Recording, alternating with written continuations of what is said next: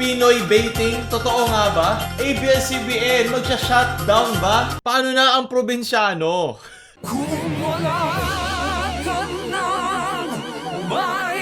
Gusto yung mga cancer, ako nga pala si Mocha Frappuccino para maganda na legit fake news sa Pilipinas. At ito at iba pa mga balita ang dadaanan natin linggo. So, simulan na natin. Kamakailan, nagsimula ito kay Marcelito Pomoy nung sumabak siya sa America's Got Talent at sa kanyang mismong page.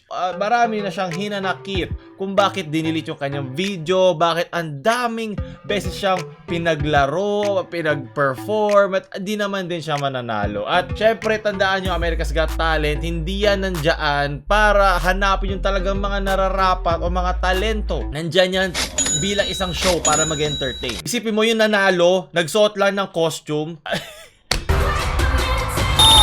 Dahil ang mga viewers ay galing sa Pilipinas, diba? Mga sobrang bilib na bilib. Lalo na sa mga foreign na mga segments, foreign personalities, diba? 1%, Filipino, Pilipinas. Mediocre na Caucasian, dali mo dito sa Pilipinas. Kala mo, mga Diyos na sila. Went from being a white man to a Filipino woman. Well, sure. Diba? Pero pag dinala mo yan sa Amerika, kung saan man silang galing na western part ng mundo, iyan lang yung mga tinutulak-tulak. Dahil hard mode dito at sila, kompleto na agad yung mga gamit nila. Level 99 na sila, western man. Mas madali sila makapag-grind sa Ragnarok ng Pilipinas. Ito, diba? Easy views, easy, diba? Ito yung pinakamaraming viewers ni Lexilor. At ang maganda dito, low effort pa nga to eh. Hindi nga siya pumunta sa Pilipinas eh. Pumunta lang siya sa bake shop sa lugar niya. Tapos ginawa niya tong parang assessment niya sa isang ensaymada na vegan. Daming views para sa Pilipino. Diba? Easy views, easy Pinoy baiting. At kung makikita mo parang ganun din yung kay Marcelito, binate ang mga Pilipino ng paulit-ulit. Ang daming views oh. Ilang beses siya pinakanta, boom! 10 million views. Boom! 25 million views. Diba? Ilang beses paggagatasin ng America's Got Talent ang isang hindi naman Amerikano. Tigang na tigang ang mga Pilipino, lalo na pag mga kanong bilib na bilib sila. Oh, lagi English to. Siguro magaling to. Iba't ibang bahid na to ng ating pagkabilib sa mga ganyan. Okay lang, respetuhin mo sila eh. Okay, walang problema doon eh. Yan nga yung pag Pinoy bait kay Mr. Marcelito, yan yung paggamit ni Lord sa mga tigang na Pilipino. Yun yung nakakasukot doon, diba? Umay na ako sa mga dayuhan. Tayo naman. Diba? Mahalin natin sarili natin. Mas magagaling tayo. From mga meme na nakapagpasabi sa'yo ng pambihira. Yung pambihira nga naman. Sobrang dami nito. Ayoko na mag-name drop. Basta sobrang dami nito. Naku po, lalo na yung mga asawa nila. Diba? Mga nakikita mo sa Tagaytay. Alam mo na talamak yan at... easy views, diba? Easy light. Lalo na yung sa Jollibee, naku po. Tasting Jollibee mukbang. Wow! Ang sarap naman ito. Ang sarap ng Chicken Joy. Oh, the spaghetti is so sweet. Nakakauya. Walang bago sila sinasabi. Paulit-ulit lang. Pero wala ka makikita na Filipino tries British o Filipino tries American. Walang ganon. Walang ganong viewership na nakukuha compared sa kanyang counterpart na yun. Foreigner tries balut. Wow! Wow! Foreigner tries lechon paksiw. Wow! Wow! Filipinos try adobong manok. Wow! Diba? Si Tito Travis lang pwede, okay?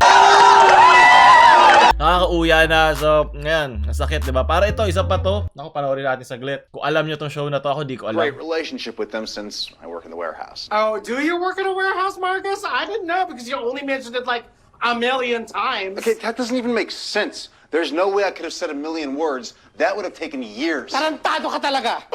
Narinig ko yung gago! Kapal yung mukha mo. Alam ko, ikaw kumuha ng gamit ko. Tumigil ka na! Meron tong 86,000 shares.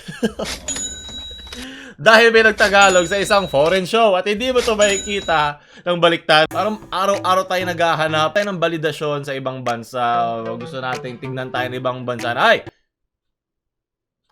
Especially kami. Meron tayong parang constant inferiority complex pagdating sa mga ganito. Masyado tayong bilib na bilib sa ganito. Dahil dito, di ko lang kung marketing strat to ng show na to at di ko lang tong show na to. Nag-viral siya sa Pilipinas. Ang dami nagtatanong ngayon sa comment section. Ano tong show na to? Tingnan natin.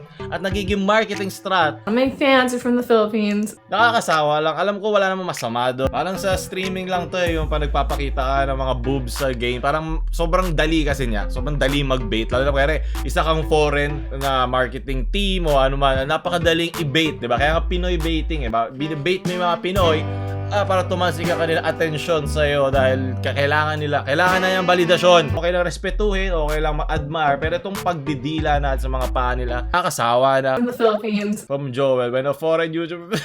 Proud to be Filipino, easy views. Galing yung mga Pilipino. Yee. Kakaibang pagmamalaki ngunit sige. Sunod. Parang yung tatay na gusto mong maging proud sa'yo. Tingnan mo ako. Ito ba itong ginagawa ko? Sunod ka. Pansinin mo ako dahil. Ba't di mo ako mahal? Parang, siyempre, generalize ko na lang. Pero hindi naman lahat ganon. Sunod na balita. Nakita si Mayor Isko sa Data Blitz. Ano kaya ang laro na kanyang ginagawa? Naku, pag yan GTA 5, naku po. Marami masasagasaan. At least hindi raid. Kinabahan kaya yung empleyado dun sa Data Blitz eh, no? Sunod na balita. Ito naman, gagawin daw na pamalit sa baboy ang mga kuneho. Mas madali silang paramihin para yung mga nag-aanak sa riles. At marami nagalit sa comment section. Siyempre, dahil nga wala naman sa kultura natin ang pagkain ng kuneho. Siyempre dito nakikita mo yan, pero pag yan naka-fillet na, hindi mo na mapapansin kung manok yung kinakain mo o baboy. Baka mag-iba lang yung lasa, pero siyempre dahil dyan na-cute ang kain na yung iba yung reaction mo. May nag-post dito, unclean food, pork, bacon, ham, rabbit, zero. Lahat na lang marumi, okay lang, mga dumi na ako. Wala akong pake, masarap naman. Dumi-dumi mo! Narinig ko yung gago! Dahil meron nga magkakalat ang African swine fever sa mga baboy, parang gagawin tong pangkala para hindi naman puro lahat doon. Siyempre bumababa yung supply dahil nga tinitigil yung paggawa at dito gusto nilang maisabay. Hindi naman sinasabing kapalit agad to eh. Pero dahan-dahan maipapasok natin sa ating kultura, maipapasok natin sa ating mga supply ng pagkain, ng paggamit ng kuneo. At ako, wala lang problema. Gusto ko rin naman matry. Kain ko palang buhaya. O ostrich egg. Yung wala nga siguro mga exotic ko pa nakain. Tsaka yung... Bakit yung buko ganito? Higa ako siguro. Okay na yan. Sunod na balita kayo na panghuli. Ito ang pinakagusto. Ang dami yung tinatanol. At napakaraming angulo na pwede mo itong tignan. Okay? Pero unahin natin sa pinaka-importante ay ang kanyang legal basis. So ano mo na ang co-warranto? Ang co-warranto yun ang... Siyempre ito mga sasabihin ko sobrang simplified ha. Kung gusto yung basahin, kayo na lang mismo maghanap.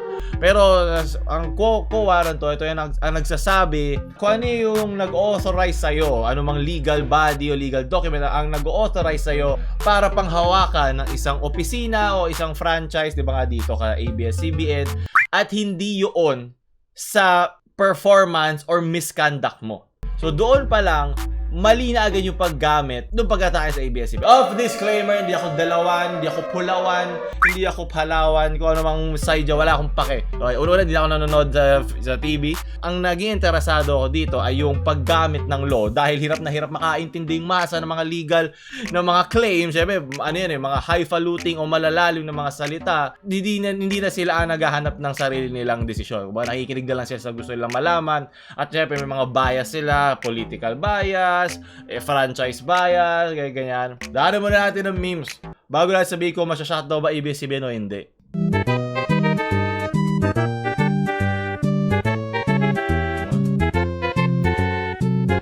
Oh, chiba. Hindi! Leche, tot, Nicole. Bakit? Diba kailangan mo kailangan mo yung duality, ABS-CBN, GMA, at si Kuya Will. Kailangan mo sa TV5. Alam ko yung iba dyan na walang alam sa batas o sa mga TV. Sobrang saya ng GMA kasi mawawala ABS. Hindi. Kailangan mo ng healthy competition para masaturate ang balita. Kasi diba sabihin natin may mga balita na pro sa ganitong klaseng news. Pero isang balitang iba. So kailangan mo ng maraming sources ng balita para ma-dilute daw mo siya. Oo nga, so magkakaroon ka ngayon na sarili mong check and balance sa mga ganyan. Parang ecosystem to in a nutshell. Nagsa-self-regulate to.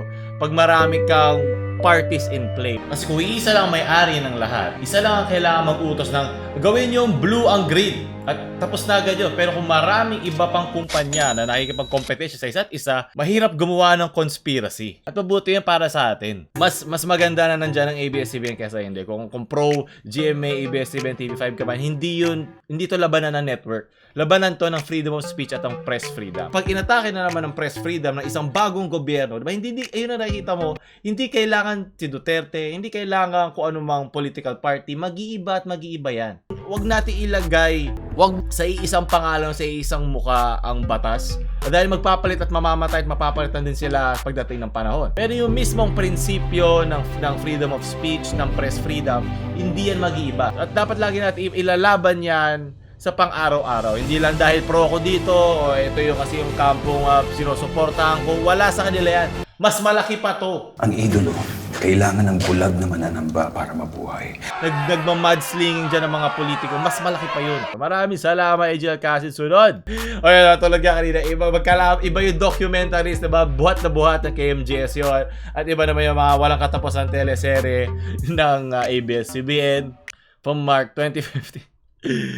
Ba't kayo ganyan? Kailangan nga natin yan. Mapa-ABS man yan, GMA man yan. Mas mabigat yung constitutional right mo ng press freedom at freedom of speech kaysa sa mga nasaktan lang na emosyon ng mga politiko. Diba? Wala yan. Hindi dapat yan ang basihan. From Evan. Dear Charo. Bakit? Alam mo kaya. Mukhang iba na ang tatapos sa probinsyano, hindi na yung script. Yan, ito yung sinasabi ko kanina. Hindi yun ang kanilang basehan. hindi masaya ang GMA pag nawalang ABS. Kala mo lang yun kasi syempre pang surface level lang alam natin. At sa likod ako ng camera ng mga TV shows noon, parang dati kong mga trabaho yon at mas kakailanganin nilang isa't isa. Mabuti lang klaro tayo doon, di ba? Ma'am Claro? Kapuso mo, flexing on rated K. Yan, naiintindihan ko pa, wala talaga. Hindi kaya ni rated K si KMJS. Okay, rated KMJS yan. Na-rate na yan ni KMJS. Hindi, ang pangit naman yan, Corina. Huwag ngayon. Pero syempre, iba naman pag teleserye na. Diba? Kanya-kanyang kapangyarihan yan.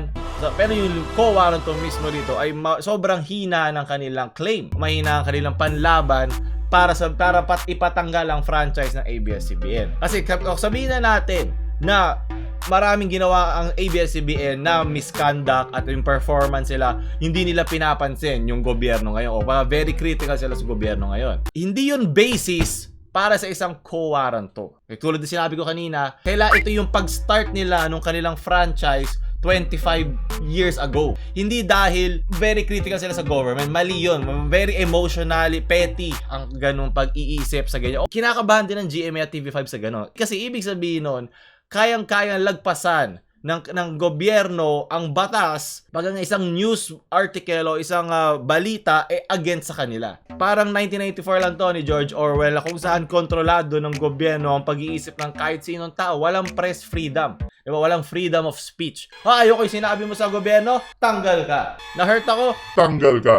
kahit nakikita ng GMA at TV5 na buwabagsak sa ABS-CBN, darating ang panahon na sila naman ang sunod. Kasi meron diyang balita na ita-take offense. Offense is taken, it is not made. Pwedeng sa'yo, laiting kita, hindi ka na-take offense. Pero kahit sino pwede mag-invento na, na-offend ako. Kaya yun yung panlaban ng mga tryhard na gusto maging politically correct. At natatapakan ng freedom of speech. Okay, may mga iba't ibang factors na kailangan mong daanan dyan bago siya maging criminal act. Okay, kaya ako siya, buo parang ganyan. Okay lang yun, hindi ka pwedeng kasuhan doon. So dito, naging criminal offense na ang sinasabi, hindi siya violative enough para matanggal ang franchise ng ABS-CBN. Kunyari, sa isang eskwelahan, bawal mag-TikTok. Ang kaparusahan, mababawasan ka ng 50 points. Sabihin natin, merong ngayong hindi sumunod doon, nag-TikTok sa eskwelahan. Tapos biglang sasabihin, hindi ka mababawasan ng 50 points. Tatanggalin ka na sa eskwelahan. Parang gano'n yung analogy dito sa ginagawa sa ABS-CBN ngayon. Yung mga sinasabi nilang kasalanan ng ABS-CBN ay hindi enough para tanggalin sila. Hindi yun ang nasa ilalim ng isang co-warranto. Ang pinakamalala lang na pwede magawa sa ABS-CBN dapat under legal fidelity o basta yung pinaka tamang legal process so walang pandurugas ng politics. Hindi mo kasi mapipigilan yung politics, mga bias, pero under black and white na batas. Penalty na lang ang pinakamataas sila dyan na napapapalo sila ni Tito. Isa pa ron, ito medyo nakiking komplikado na, kaya dadaanan ko na lang. Ang Supreme Court ay isang judicial body. Okay, hindi nila pwedeng hawakan ng isang legislative body ng Kongreso. Ang Kongreso dapat, NTC, ang dapat namamahala sa ganyan. At dahil kay Sok Jen, pinapasok na niya ang Supreme Court na, tignan mo nga to, hindi na yun hawak outside na NTC. So parang medyo nagpa-flex kakaibang pagmamalaki. So doon tatapos sa ating balita ngayong linggo. Sana nabigyan natin onting ilaw ang press freedom o freedom of speech, na ito ay isang mga constitutional mong rights na hindi pwedeng tapakan ng kahit sinong gobyerno. Kahit sinong gobyerno, kahit sinong politiko, kahit sinong party. Diba? Mapadilawan ka man, pulawan, ano mang lawan-lawan ka dyan. Ang importanteng kampo rito ay nasa kampo ka ng mga Pilipino. Hindi dahil malalim ang mga terms na ginagamit sa batas ay hindi mo na dapat intindihin to at mag-effort. Dahil ang nangyayari, nagbabanduagon ka na lang na anti-ganyan o anti-ganon ka mang kampo.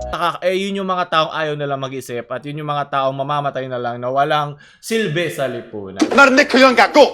So, tapos sa ating mga balita kayo ng ilang linggo. Sana nagustuhan nyo, kita yung like, share nyo sa mga mahilig sa TV nyong friends, bumili kayo ng ating merch at huwag nyo itong mag-subscribe. Mga Frappuccino out!